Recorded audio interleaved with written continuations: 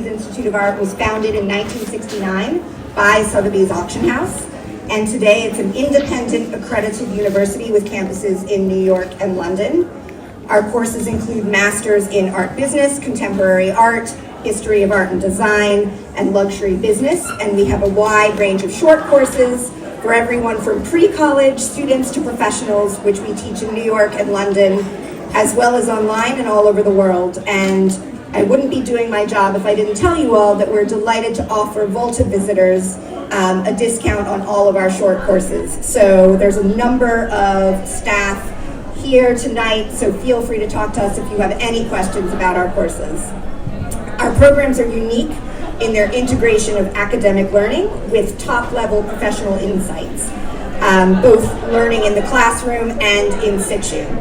And we attract students from around the globe, and our talented network of graduates are industry leaders worldwide. But tonight, we are delighted to be collaborating with Volta as the education partner for the fair. And we launched this partnership in Basel in June and have expanded on our collaboration tonight here in New York as co-hosts of this Future of Art Collecting evening.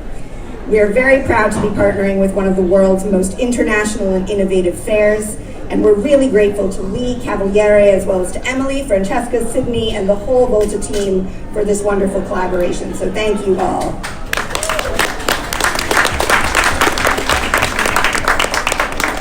And it's now my pleasure to turn over to the moderator of tonight's panel, Tim Goossens. Tim is the Director of Academics and Content and a faculty member at Sotheby's Institute of Art. For over 15 years, he has expanded his curatorial practice by organizing public art festivals, triennials, art commissions, and global exhibition projects. Tim began his career at the Museum of Modern Art and then worked as an assistant curator at MoMA PS1, after which he became the founding director and chief curator of Ford Project on 57th Street. Throughout his career, he's worked with an extensive roster of artists and international projects in New York, New Delhi, Mexico City, Brazil, Berlin, and beyond. And in recent years, he has done projects in Dallas, Texas, in Belgium, and sits on the board of the art nonprofit CODA, as well as holding board positions at Neue House, Soho House, and working with Big Brothers Big Sisters. So it keeps him quite busy. I'd just like to also thank, before turning over, the director of Sotheby's Institute of Art New York, Anne-Marie Richard, who is here, and again, all of our colleagues who are here tonight and are all very happy to talk to anybody afterwards who might have questions. That's all from me. Over to you, to him. Thank you. Hello everyone. Hi. Can everyone hear me? Yeah. Thank you all for coming. Thank you, Volta, for having me and us. It's very exciting that you all made time in this busy Fair Week schedule to join us, as we're going to talk about how we can do it differently in the art world. I think I'm going to introduce our panelists, but as a little introduction, after that, I want to start with going over how it is now, and then we're going to go into what we want to do differently. But let me start by introducing those of you who might not know everyone. So next to me, to my left, is Lee Cavaliere. He's the creative director of the Volta Fair. And he's an accomplished art professional and expert in contemporary art, with experience in both in the institutional and the gallery sector. After working with the Tate's collection displays, Lee employed his expertise in the commercial market, delivering contemporary exhibitions at Max Wick's Graham Gallery and the Fine Art Society on Bond Street in London. As head of sales at the London Art Fair, Lee applied an international focus in his curation of galleries that he carried forward in pursuit of independent curatorial initiatives. Notably, curatorial work include Cat Street Gallery's solo presentation of Jackie Tsai at Art Central Hong Kong, We Must Cultivate Our Garden in Margate in the UK, which featured 17 Turner Prize artists, including Tracy Emin, Jerry Daller, Damien Hirst. Also Collectible, Brussels in 2019. And most recently touring the Athos Art Exhibition that featured Warhol, John Giorno, to Paris, London, Munich, and Chicago. He also founded, speaking of busy, he also founded and directed FORMAH, which is the world's first online art museum. Is founder of the arts education charity the 16 Trust, and works with numerous charitable community and NGO projects internationally. And with this intention, Lee is committed to spotlighting new artistic perspectives, emphasizing access for galleries to the emerging markets, and discovery for both existing and aspiring collectors seeking meaningful acquisitions. And that's what we'll talk about tonight, mostly. Next to Lee, we have Maryana Kaliner. She's the founder of FORMAH Gallery, who is showing at the fair as well, and based in the Lower East Side here in New York. She's also the founder of MK Consultancy, an entrepreneur and a finance professional specializing in business strategy and development. Formerly focused on high-volume deals and M&As in the global tech industry, she pursued her passion and founded FORMAH Gallery in 2022. With a mission to bring to light female-identifying artists. Frequent public speaker, active member of women empowering organizations, and several business award judge, Maryana holds executive MA in politics, negotiation and decision-making in international relationships, and a BA in economics. Thank you for being here as well.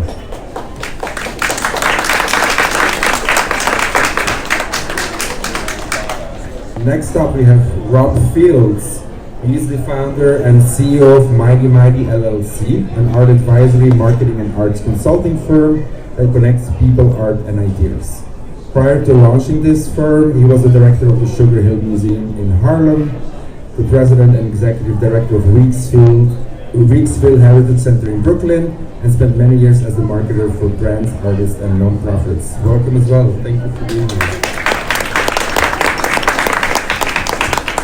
And at the end of the row, we have Lucius Elliott. He joined Sotheby's, the auction house, in 2015, quickly becoming a principal contributor to the contemporary art department, both in London and in New York. He returned to New York in 2020 after a protracted spell in London, and in 2021 conceived and debuted the Now Evening Auction in New York, the market's leading sale for art of this century. The sale has seen numerous records for the artists featured, and Lucius has been intimately involved in pioneering these new prize discoveries by bringing the right works to the market at the right time, including works by Avery Singer, Jennifer Becker, and Nicole Eisenman.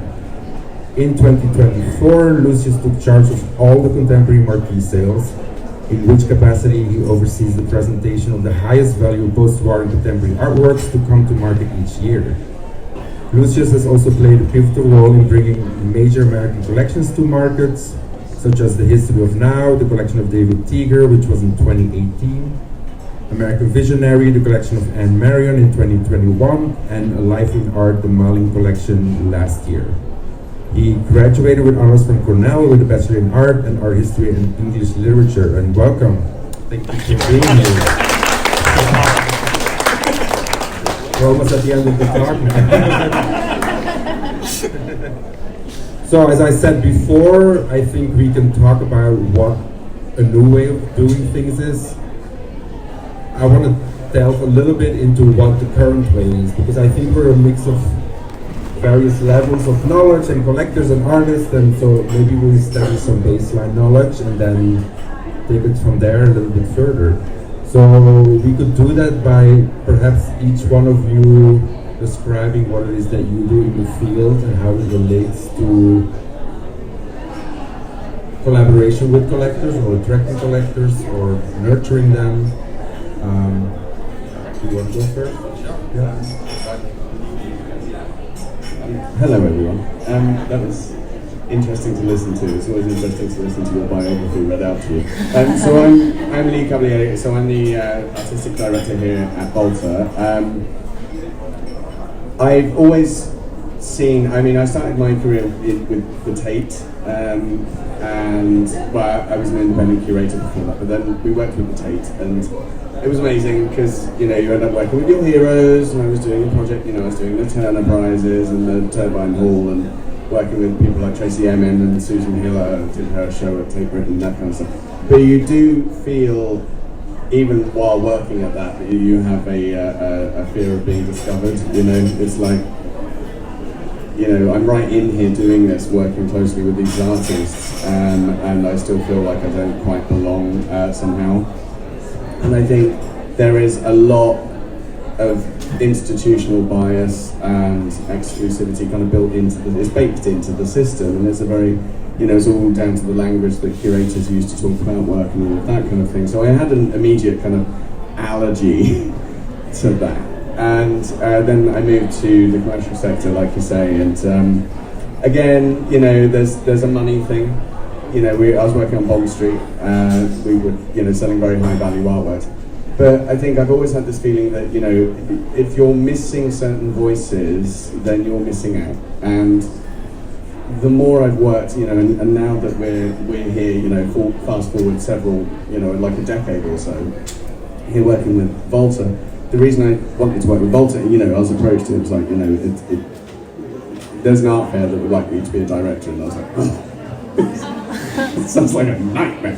But then they said, it's Volta, and I was like, okay, great, I get that, you know, because I used to do Armory with the gallery, and it was always the place that you would go to find new things and to have conversations and discover stuff. So it's always been less pretentious, less exclusive, and more interested in development and ideas than a lot of other fairs. And so I really feel at home here, and what I really want to do is kind of look at why certain ideas aren't being heard, or why certain geographies are being ignored, or why certain voices and spaces are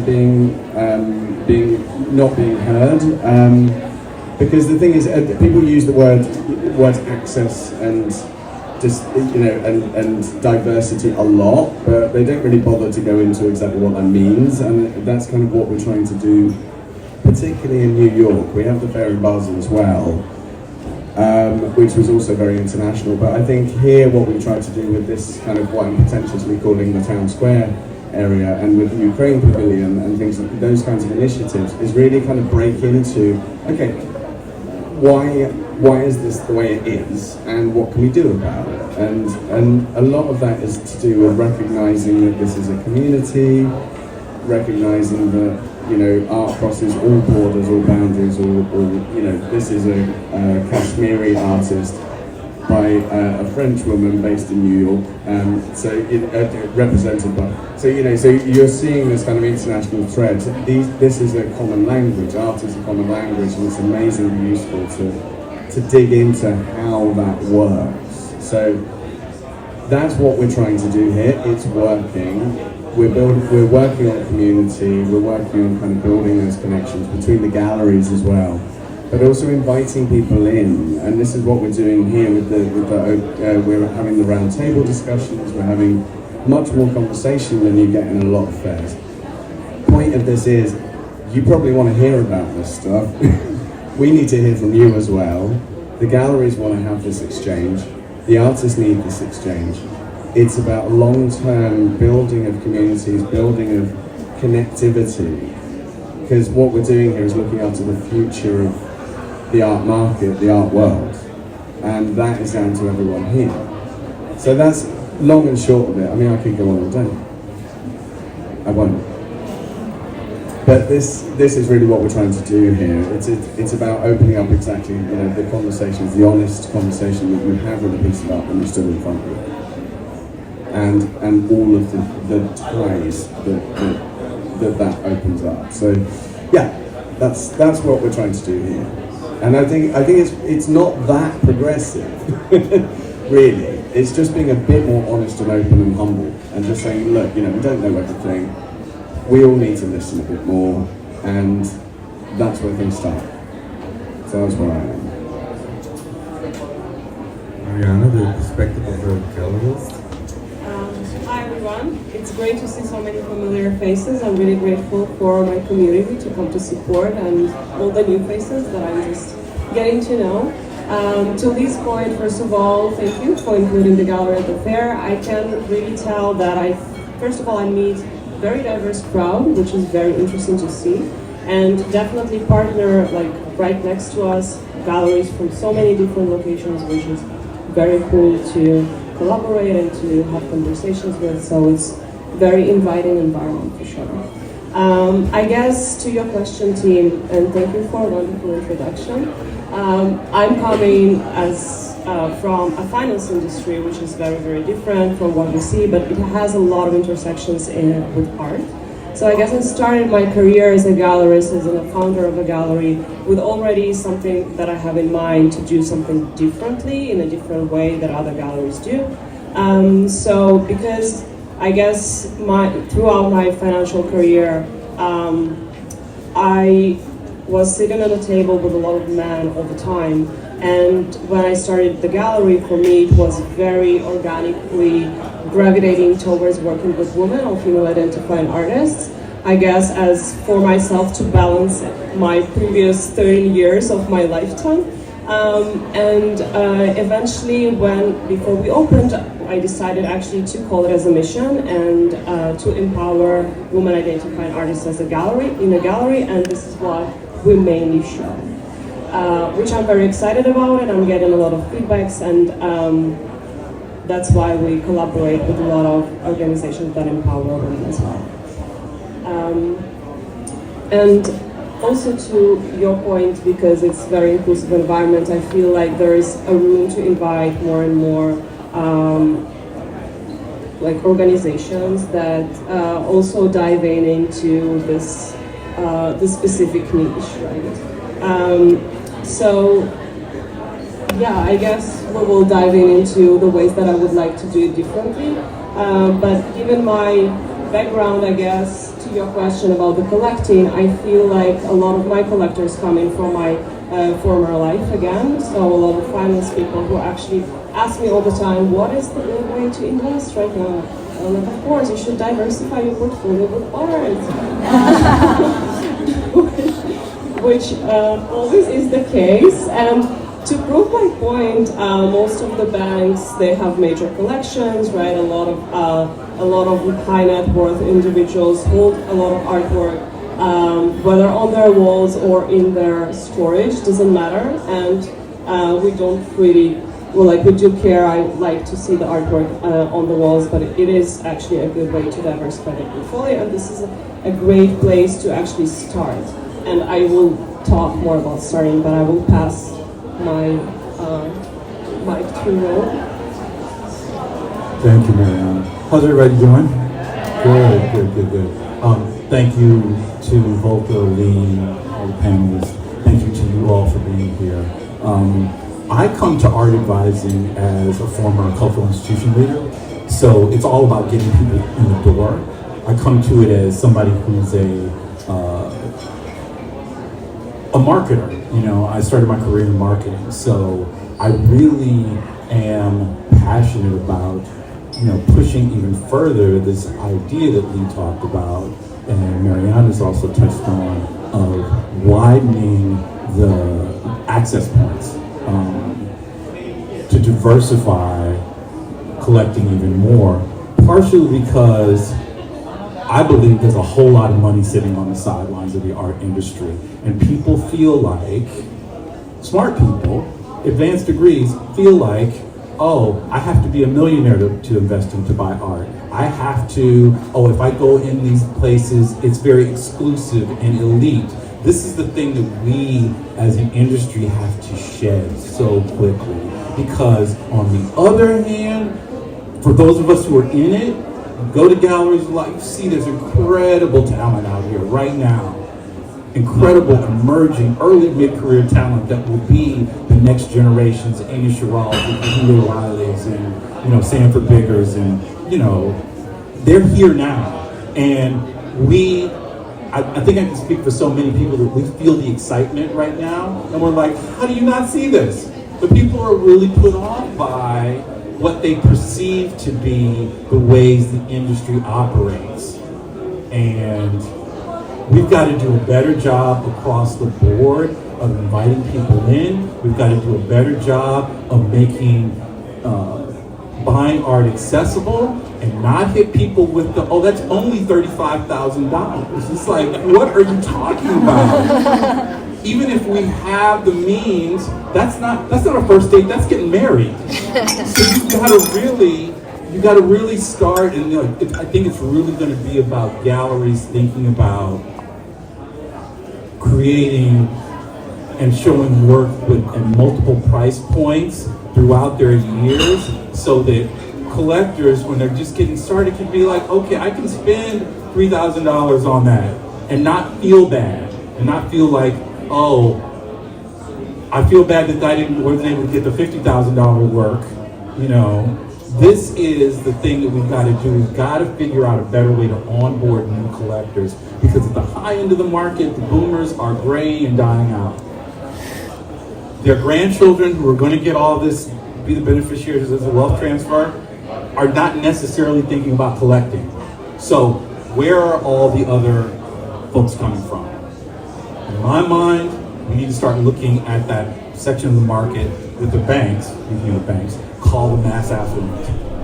Folks with advanced degrees, they're VP at, mid to large size companies, double income households that bring in $200,000 to $500,000. Those people could be buying art. There's 32 million of them sitting out there, and we're not talking to them in an effective way.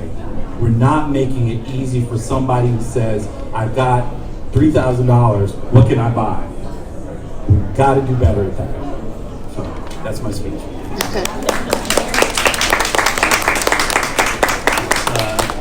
Thank you so much. I think that actually dovetails very well with what I want to talk about. I'm here representing an auction house, altogether a later part of the entry. This is after artwork is sold for the first time. To state what's perhaps the obvious, we go from collector to collector. So someone who's bought a work already from a gallery or from an artist or from another collector comes to Sotheby's, and we facilitate the trade. We match a seller and a buyer in a public forum for the most part. And actually, on the subject of getting people in through the door, as I said when we were talking about this prior, something that I'm very conscious of is that at Sotheby's, twice a year or every month or arguably every week, you have a really extraordinary world-class exhibition of works from any, whether it's Japanese woodblock prints or Chinese furniture or contemporary art or, Neue Sachlichkeit, like whatever it might be. You have this opportunity, and yet there is a real barrier, because Sotheby's is also the place that sells $100 million artworks, and I assure you, tragically, that is not the case with everything that we sell.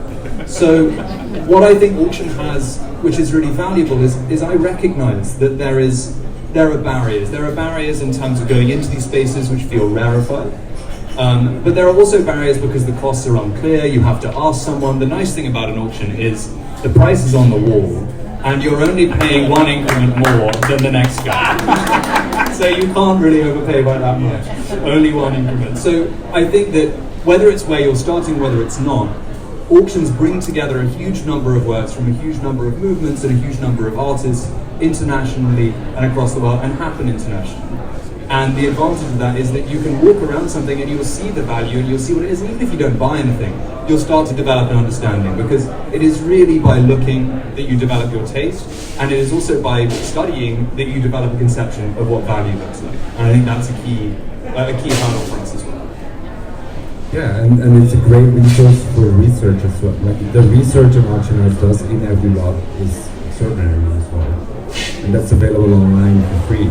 Exactly, and you over time you start to develop, especially with older works, which gallery is it that represented X artist in the 1960s and 70s? What shows have a meaning?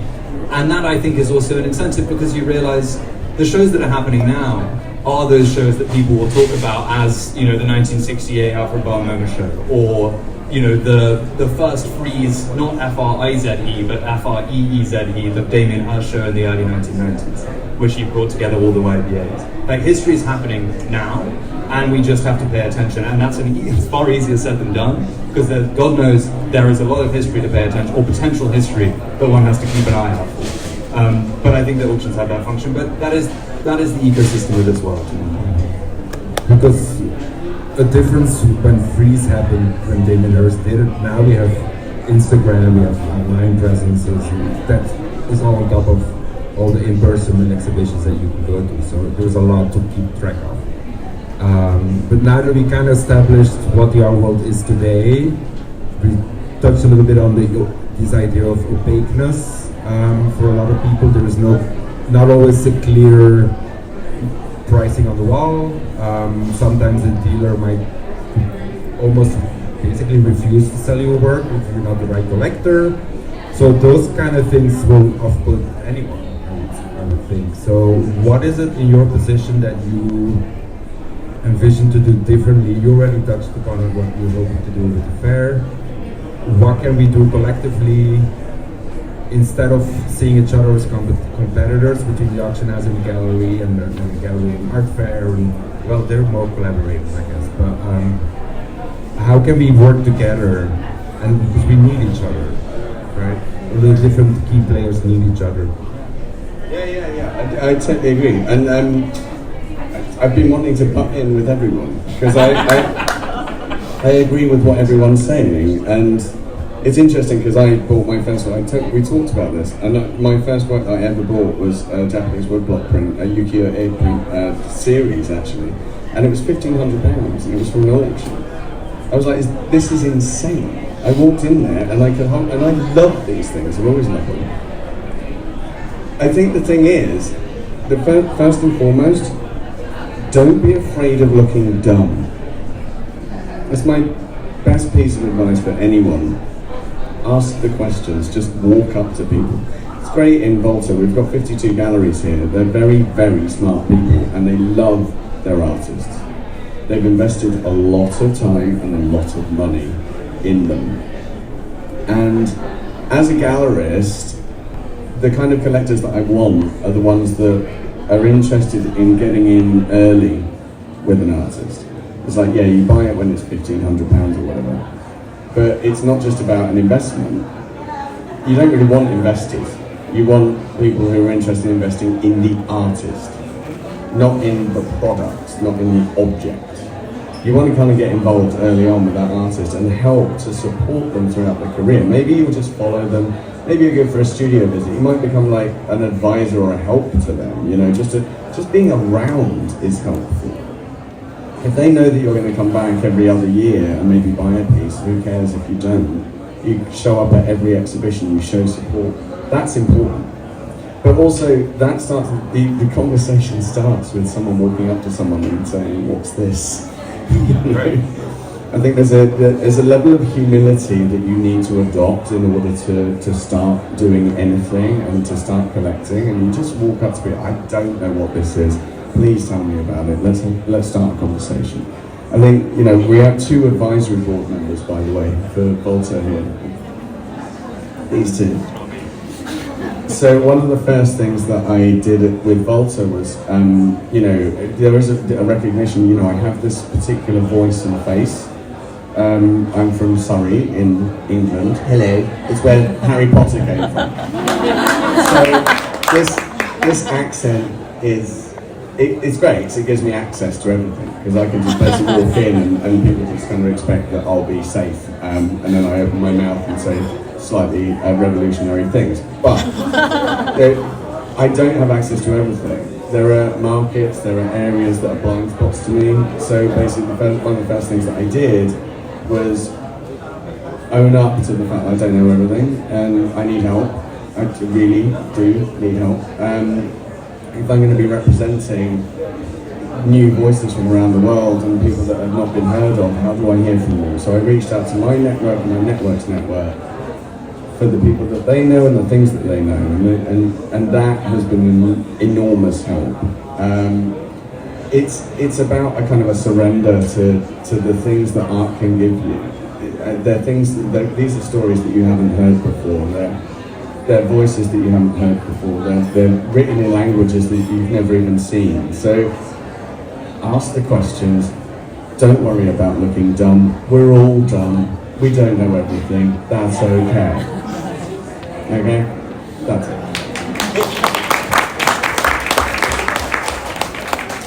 I have so much to say. It's a lot, isn't it? So I guess each one of us here is actually sort of educated to the new collectors, right? So auction houses start that you guys are the most valid and the most transparent part of the market, right? Like all the results and everything, all the prices, all the pieces you can find everywhere online in the houses themselves. So this is like one solid piece of truth which I am as a gallery seasonal dealer also refer to. We have Rob here who basically helps new people to get into the industry, to explain, to make their first step towards their position. So everything actually starts with the conversation.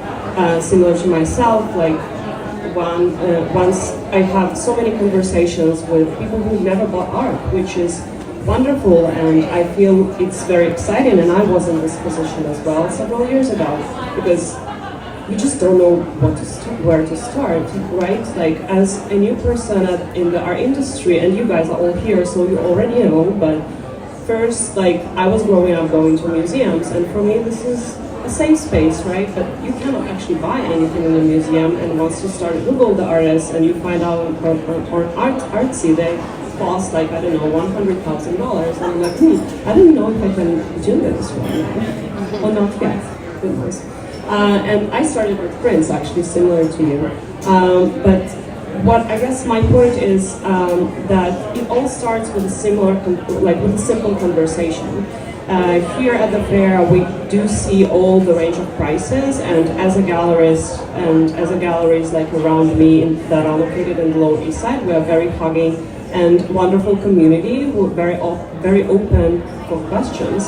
So unlike more established galleries in Chelsea who can turn you around and will not explain you about the artists, we're actually very willing to, because we represent emerging and mid-career artists, and we want everyone to be acquainted with them. So we actually, like, if you go to my gallery, FORMAH, or if you go to Trotter and Schuler, or if you go to Keysmith Gallery, you will actually like find yourself in a very welcoming environment who actually will explain you everything about the work, everything about the artist, and will tell you about the prices. So I can tell you right now that at the booth, we start from 1,800 to 22,000. And all in between, right? And many galleries do the same. We do take as a mission to present a wide range of prices to actually make it accessible to every pocket. And you pick and choose, right? Like, what do you want to do? Till recently, there were several finance solutions that were also like working with a lot of galleries and working with fairs as well. I don't know if they're still around. I mean, they were, at least they offered like, they suspended, but I'm sure that they will be back because the market is kind of weird, or as everybody says, I don't know. There are just a lot of options to put your foot in the market, and I started with prints, and I felt very safe in the space, and then started to acquire more artwork, and here I am a dealer, so you never know. And I do want to say that there are also like advisors like Rogue or like Paul Rockefeller, who I actually see right here, who established less than half, and has a mission of actually educating women how to collect women, like art by women, which is also very meaningful. So there's just a lot of cool ways to start, right? Or just like to attend an opening. But this being said, you guys are welcome to ask me as many questions as you want. I'm right here. And I'm not going anywhere for the next several days because Lee won't let me. But that's true. Should I? You know, I think if we think about markets, we know the reason why galleries tend to focus on, wealthy collectors. It's part of the business, It's like being a gallery is crazy. Like for my friends who don't know much about art and they hear that I'm an advisor, they're like, so you're opening a gallery, right? I'm like, hell no. There's no way. There's no way. Love y'all. I will support. And I will bring people by your gallery, but that's not the business for me. But I do think there's an opportunity, as I was talking about, and understanding that, younger audiences, newer collectors are different than the established sort of like, baby boomer audiences that sort of like grew up, came of age, 70s, 80s, there was a certain kind of artist out there. And so they're steeped in the art world, minutia, and like just the little things of the art world. I think some things that would help bring more people in, I think about this again, I'm a marketer. So one of my pet peeves is galleries. If you're not doing this, don't take offense. But if you are, come on. You all say that it's about the art. That's great. And you show me a picture of new work by so-and-so without giving me much information visually about who the artist is. The collectors I work with, the new collectors, are interested in a variety of folks. They're interested in artists from the African diaspora, the global south, Latin artists. If I see art, that's great, but if I don't know what I'm looking at, I'm missing a way into the artist from that email you sent me, right? Please include a photo of the artist. It's okay to say, this is an artist who is African American or from Ghana or from, wherever. Collectors are looking for artists that reflect their cultural heritage and their cultural identities. There is a more diverse cohort coming in based on diversity around ethnic, racial, and cultural backgrounds. And so they're looking for artists that do that. And so if you have an artist that is not sort of white, it's okay to say that, You've given people two ways into your artist if they're scrolling through their emails and they're like, okay, I don't know what this art is because I'm new. I don't know what I'm looking at. But, I see a black woman. I see a Latin artist. I see somebody who's South Asian. So, 2018, there was a study done by the University of Portsmouth in the UK. They compared an ad with a product, in person. Which ad do you think had the higher level recall? It's the one with the person by like nearly 92%. Higher recall means somebody remembered that ad. So it's not hard, y'all. Just put the picture in. You're giving me two ways into this artist, and it's like, let me look at this and go and read this text and you are always delighted to present. Can we find some new language here? I'm sorry.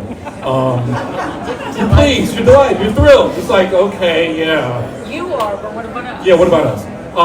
But yeah, you're giving yourself another option to reach an audience, particularly of new collectors who are just new to this and don't have the context, who are, as has been said here, developing their eyes, trying to put things in context, understand what they're seeing. Sometimes a way in is a picture of an artist that looks like the person who's reading it. That's no connection. Yeah, it's just like, great, now I want to find out more about this. It's not that hard, but it's human nature. It is proven by science. It is what the publishing and the music industries do. And just a little tweak like that will help you get more people into the door.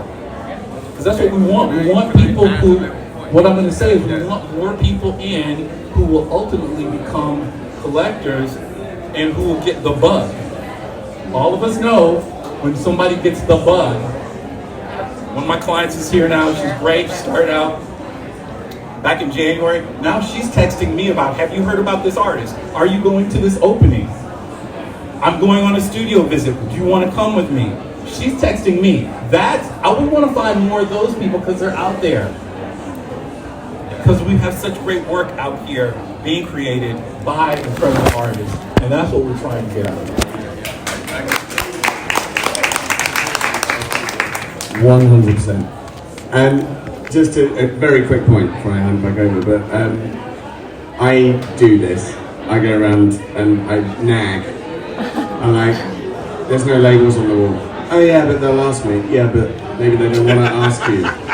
Maybe they just want to. There was a brilliant moment with a gallery in Basel. Basel is different to New York. People are a bit more private. They don't even share their information. They'll be really interested in a piece of work, but they'll bring their mum, and then they'll bring the mum's husband, and then they'll bring the aunties and uncles, and you'll all go out for dinner, and then eventually a purchase will happen, but only once they know you.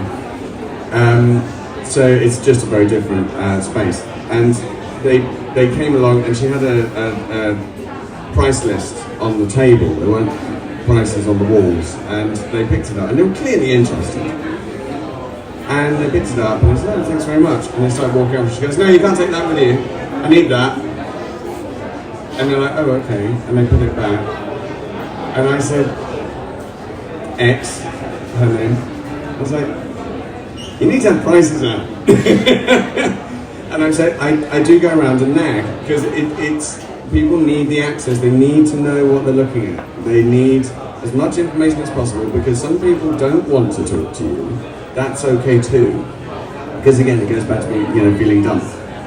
But yeah, I love the idea of having a picture of the person. It's like, for some people that might not matter. Some people it will. Some people will. And for those who will. And it's it's just giving as much information as you want, and then allowing that conversation to stew.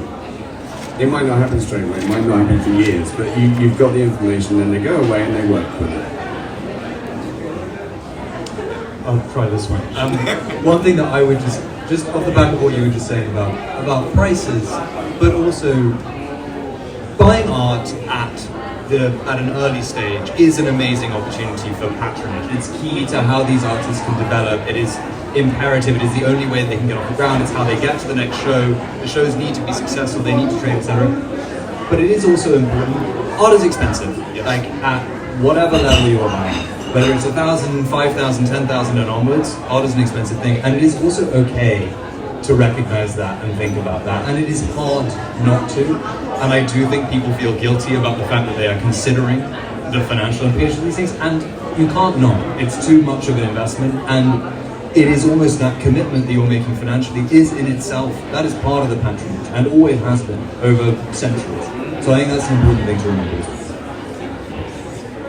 The one thing I'll also say is I think as an industry here, I think we all need to start being a little less flip about the numbers, particularly as we're trying to bring new people in, because what may be no money for one person is a long, thought out, considered buying process for somebody else. And so we've got to recognize how we're coming across. The famous phrase, it's only $15,000. Well, if you've got tuition due this month, that's real. And so, as the industry diversifies, we've got to be just a bit more sensitive about how we talk about numbers and realize that people have various levels. You're going to find more varied levels of comfort with numbers across the board than maybe the industry broadly was used to. And so we don't want that to be the thing that stops people from buying their first piece,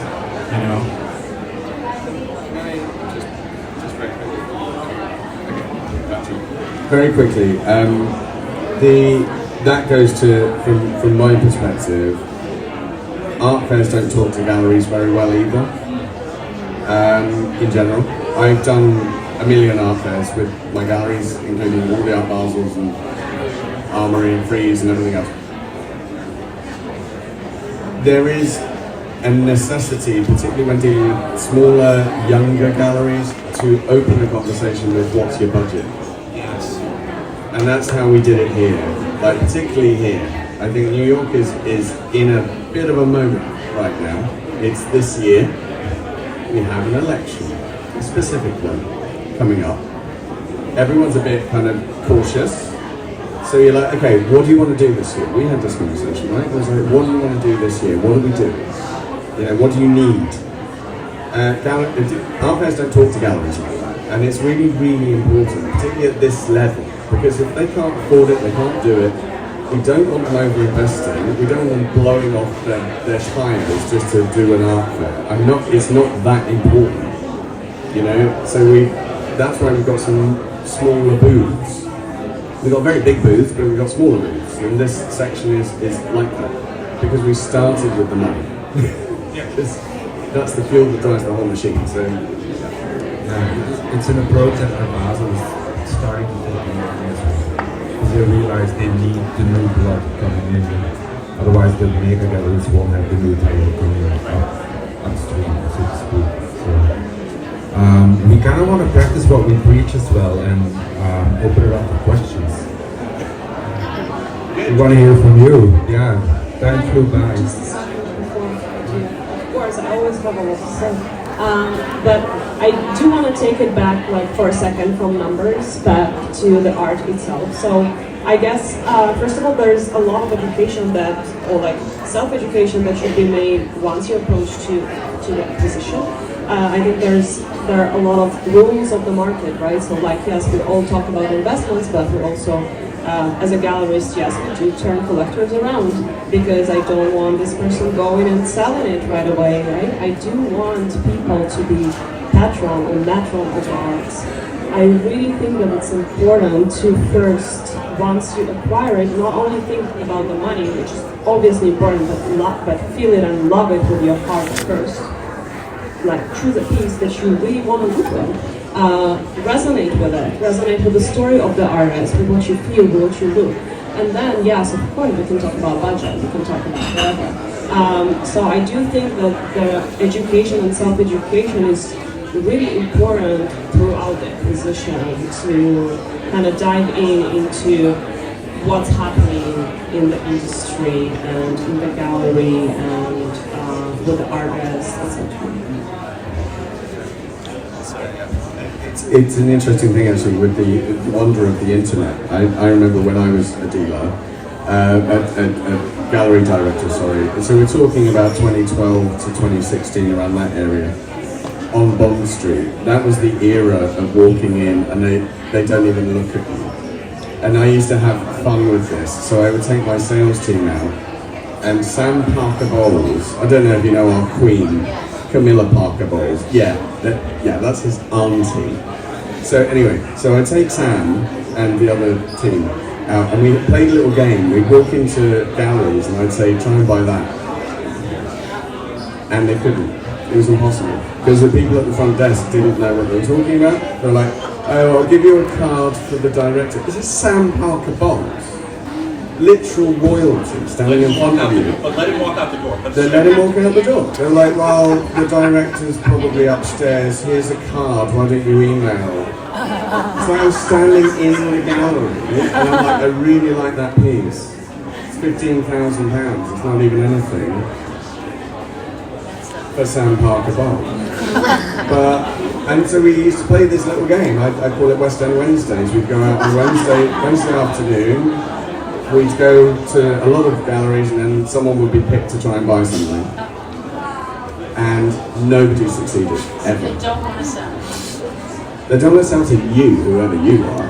But it's changed since then. It's getting better, a little bit, but there is that kind of level of gallery, and that doesn't work for us. It doesn't work here. It's not sustainable, and it's breaking down. But the thing is, the wonder, going back to the wonder of the internet, what you were saying about research, is that similar to what you were saying, you have these dealers, collectors approaching you and saying, oh, this is about to show up in this gallery, and I love it, and is there one left? And I'm like, how do you know this stuff? And it's like, well, so I've got a laptop, you idiot. So that's the wonderful thing. So the gatekeepers aren't there anymore so much, because you can just go behind them and find it somewhere. So yeah, I do really back it. I really resonate with that. You know, that people should like feel the power of this. This is your art. This is your relationship. If you're in love with something, that's for you. Because no one else should be allowed to moderate that. But don't buy from an artist directly, go to the gallery. Yeah, I mean that doesn't help the artist. I've had that before, you know, giving discounts out for studios. It's not good for them, and it's not good for their career. If they're with a good gallery like Maryana, you know, she's really invested in the artists and spending the time and getting them out there in the right way. So go to the studio by all means and go meet them. But, you know, have that a little bit looked after, because it's part of the care of gallery, the care of artists is having a gallery there that knows how to work with them specifically and how to get them out. One thing I would just say to other gallerists here is the thing that I hear, particularly from a lot of emerging and potential collectors, particularly here in New York, where there are 1,400 galleries, there's 1,000 galleries in Paris, London probably has a similar number. People don't know where to start. And so as a collective group, we got to figure out how to make that easier. That is a piece of the stasis that people find themselves in, that they're not like, oh, I'm just going to walk into that gallery. It's just, they don't know what they're doing. They don't know what they don't know. They don't know where to start. So like, you all are here because you're interested in art. You've taken that first step. But there's a lot of people out there who have not and are overwhelmed by the amount of choice, particularly in New York City, that I think, again, we have to do the work of getting them over that line and showing them that, hey, we're actually all nice people, and there's really amazing work to get excited about out here right now. But until we do that and figure out new ways to get people into these spaces, people are gonna still be like looking like, oh, okay, I don't know what happens inside there. I see 5 people looking at a painting, I don't know what's going on. So there's still work to be done, even as all these changes are happening on the part of galleries. We still have a lot of work to do to make people feel like you can actually walk in here. We're not going to kidnap you and make you call your parents for like, you know, a gang of money to buy a painting. We're really not. So. Thank you. Who has a burning question? Yes. I'm curious, during the pandemic, I noticed that during the pandemic that prices became more accessible because we had to look at art digitally. And I'm wondering if that made any change in the industry for showing prices, because usually you never saw them. But now that we went through the pandemic and we got to have this transparency, is there more transparency? I believe you're talking about online viewing rooms, right? Where the amounts. In comparison to seeing paintings at a gallery. Right. You have right. to see them online because that's the only way you can see art. But there is actually a law in New York State that you have to have the prices at a gallery, but no one follows it. Not You can't withhold the price. say, Maybe they should have it available to you, but they don't. but you don't. And so you go to a gallery and you say, is this work available? Right. Yes. Maybe let me check. So this all is non-transparency. Right. So would it seem like there was more transparency? I would agree. Yeah, there was, but I Does think that still exist or no? I think it's yeah, but at the same time, it serves the art world to be opaque as well. So we hold on to it too much. So the online thing, I wrote an article, or someone wrote an article about me, I don't know, anyway, but it quoted me as saying it dragged the art world kicking and screaming into the 21st century. Basically, that was the last step. Giving access to people online was crucial, and the pandemic forced it. It wouldn't have happened otherwise, but it forced it, and it basically made it. Basically, the technology was kind of there where you could have meaningful interactions with artwork online. For the first time, we had FORMAH, the virtual museum that I founded. That wasn't commercial, but there are these 3D and people like Volta and Artsy started doing more stuff.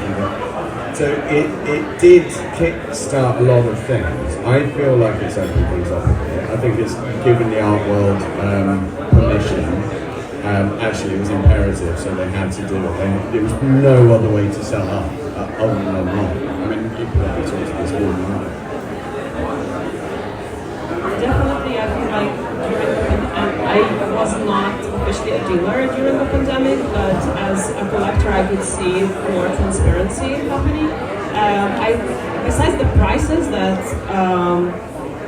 I agree with the team and what we said, but I felt like that during the pandemic we had a huge shift of actually like supporting artists as much as possible. And it was beautiful to see that a lot of artists actually thrived through the pandemic. This is from my experience. And I meant like shows you One thing that I thought was very interesting, and you can kind of imagine how it happened, but we had more new buyers during the pandemic, and it wasn't at the sub 50,000, sub 30,000 level than we had at any other point, at least in my tenure at Sotheby's. And what's interesting about that is you can imagine how it happens, right? Everyone is suddenly stuck at home, they have to sit in these rooms, they're looking around at these Spartan white walls, and they're like, oh, okay, now maybe with nothing else to spend money on because there's nothing to do, be it money harder to get hold of. We saw so many people coming, so many people playing around, so much more traffic to our pages. We obviously shifted, and it was that's a meaningful shift. We no longer produce print catalogs, we do digital catalogs, we travel far fewer works, precisely because, as you say, people are more accustomed to buying things virtually. They have someone they trust take a photo, or they have someone they trust go and look at it, or they just look at a preview online. I mean, all the hundreds of previews that have been sent out, thousands of previews that have been sent out over the course of the last 2 weeks to people are hoping will be at Armory, or at Volta, or at Independent. That is reflective of the fact that there is people are accustomed to the idea of buying something sight unseen. And look, it's difficult because art is meant to be seen, so it's hard to translate it, and a lot of artworks and a lot of artists struggle because the work doesn't translate so well to a screen. But nevertheless, I think this is a meaningful thing. It's a meaningful thing ecologically, but it's also a meaningful thing in that democratization because it makes it so much easier to disseminate. And you mentioned Instagram at the start. That is also the thing that in the pandemic, it was already hugely significant, but it became all the more so. Instagram as a vector for discovering artists and a vector for buying them became instrumental, and I think is a very important development in the last 5 years. Hi, my name is Sophie. I'm a photographer from Booth 26. We are represented by Mandy John Art from London. I have a question for Lee and Rob. So like you mentioned, providing context of the artwork and the artist is very important. But I notice that I get extremely overwhelmed when I have to talk about my art and myself. So do you have any advice for me? Or any artists that have social anxieties? I would say get a good gallerist, but you've already got one. So Mandy Jang, she started as a gallerist 2 years ago, I think. Yes. In London, I met her about 6 months ago, and I was like, you need to do Volta, you're amazing. And here we are, so thank you so much. And please do check out the booth. Photography, it's amazing. Yeah, I think that's one of the functions of having a gallery. You have a representative that you trust that can actually do all of that front-end stuff for you.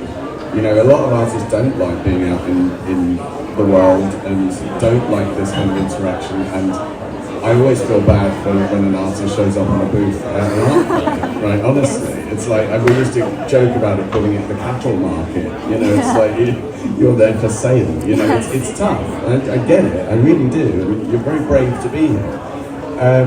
So that's one of the functions of having a good gallerist is that you can take a back step on that stuff, and they can look after that for you. If the relationship is good and there's trust, then you don't need to be out there so much.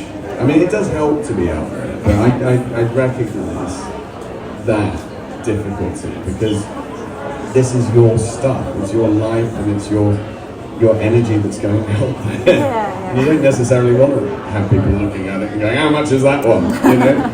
So yeah, I get that. But yeah, part of that is a good gallerist relationship. What do you think of that? So we are in an attention economy when everybody's scrolling through the Instagram feed. And it is true, if you have a good gallerist, the thing to think about is arming them with the story so that they can sell that, because the fact is there are a lot of great artists out there, like right now, like people coming out the gate doing out cold work, like wow, right? And at the end of the day, my contention always is that